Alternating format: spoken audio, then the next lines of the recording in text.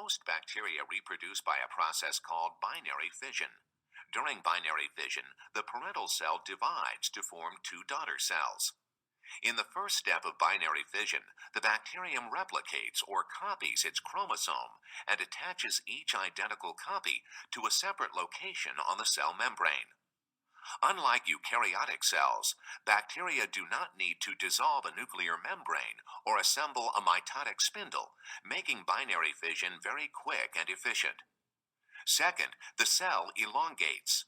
Since the chromosomes are attached to different locations on the cell membrane, they separate from one another. Third, the bacterium pinches off at the center and forms a septum, a separating wall between the two compartments of the cell. Finally, the cell splits into two new daughter cells. These daughter cells are fully mature bacteria that can grow and, if conditions are right, continue the binary fission process.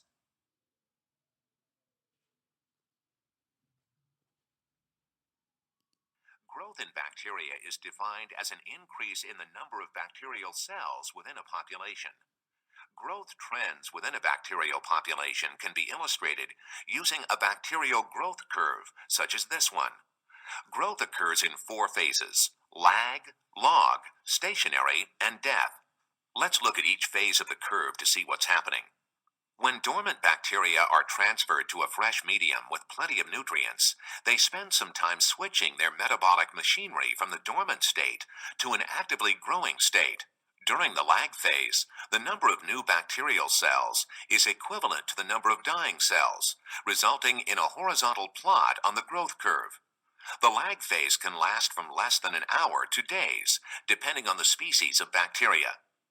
During the log phase, or exponential growth phase, the bacteria are actively undergoing binary fission. During the log phase, the bacteria double their numbers every generation period.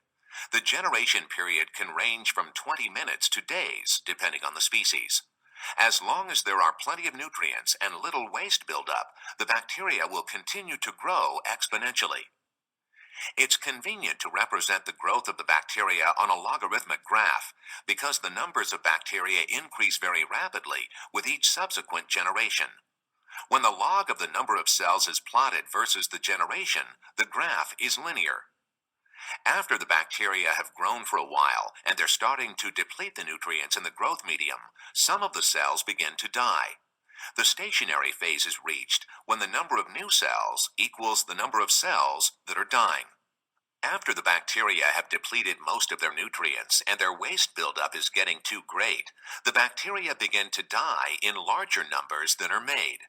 If the death phase is carried on for a long time, most of the cells will die.